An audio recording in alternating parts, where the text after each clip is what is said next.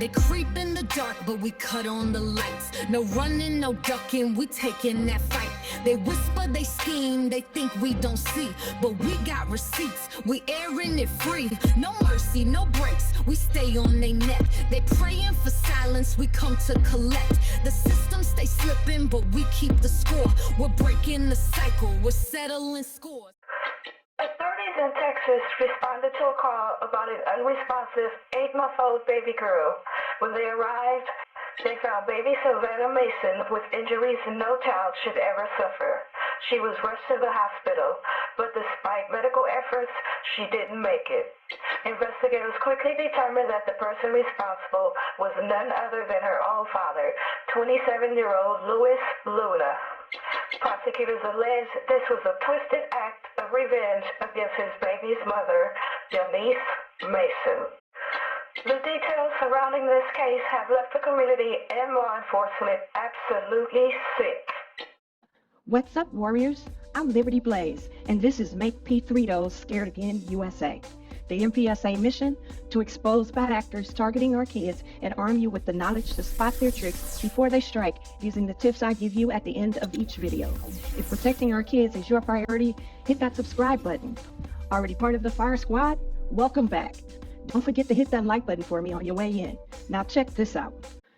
On August 24th, 2020, at approximately 12:20 a.m., during the heart of the COVID-19 lockdowns, authorities were called to an apartment in Houston, Texas, after reports that an infant had stopped breathing. When emergency responders arrived, they found 8-month-old Baby Savayah unresponsive. Despite their efforts, she was pronounced gone at the hospital. According to court documents, Louis Luna, Savayah's father, was living in the apartment with his 3 brothers. Prosecutors say her mother, YaNiece Mason, had dropped her off on August 21st for an overnight or possibly weekend visit. But she never stepped inside to see where her baby would be sleeping or what kind of environment she was being left in. Luna told investigators that Savayah never left his sight during her stay. He claimed he woke up to find her unresponsive and attempted to perform CPR. He also stated that she had been sleeping in her car seat next to his air mattress and suggested that maybe he had buckled the straps too tightly, possibly leading to her passing. But the story made no sense. An autopsy told a much darker truth. It revealed that asphyxiation had occurred during an assault, according to the prosecutors. The next day, when investigators searched Luna's apartment, they found disturbing evidence, including blood-stained baby wipes in the trash bag, located in the sunroom where Luna had been sleeping with the baby. And here's where it gets even more alarming. There was no diaper in the trash bag where the wipes were found. Following the investigation, authorities determined that Luna was responsible and charged him with capital murking. He was taken into custody on August 31st, 2020, 1 week after his daughter's demise.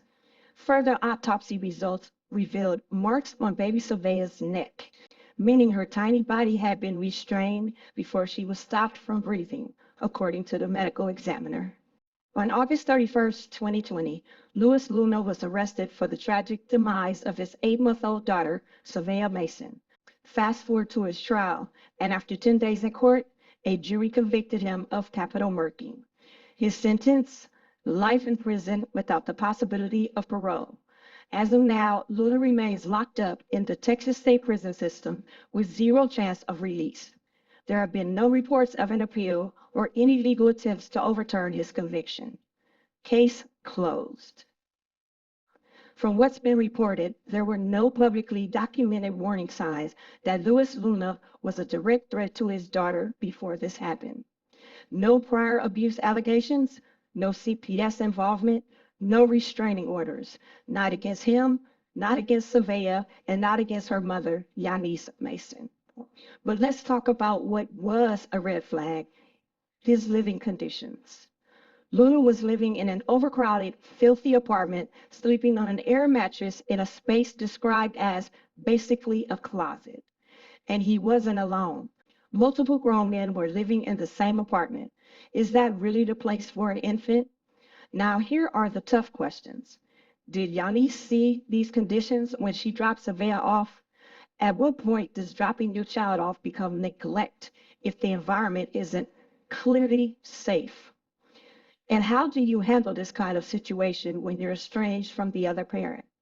A lot of people feel pressure to play nice for the sake of custody agreements.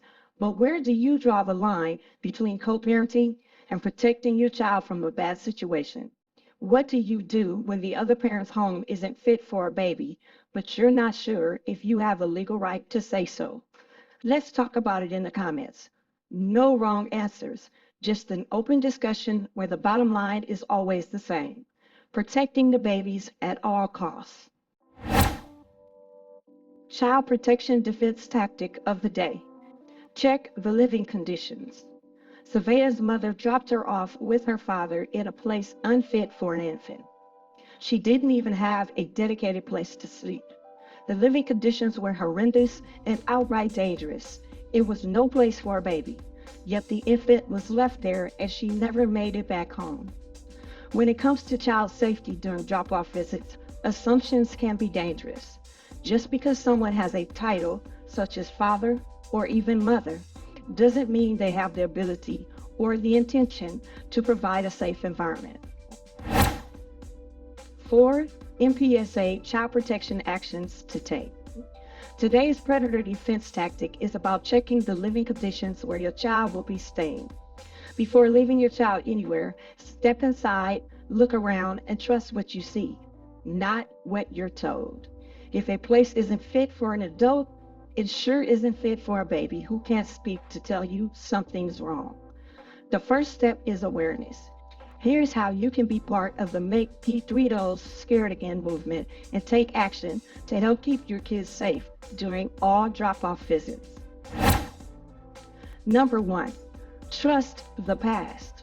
If a parent has been inconsistent, neglectful, or uninvolved in the child's life, sudden interest in overnight visits may be a red flag. Do they know the child well enough to care for them? If not, start with co-visits or short visits to test their ability to care for the child before allowing overnights. Number 2, ask questions that matter. Who lives there? Where will the child sleep? Are there frequent visitors?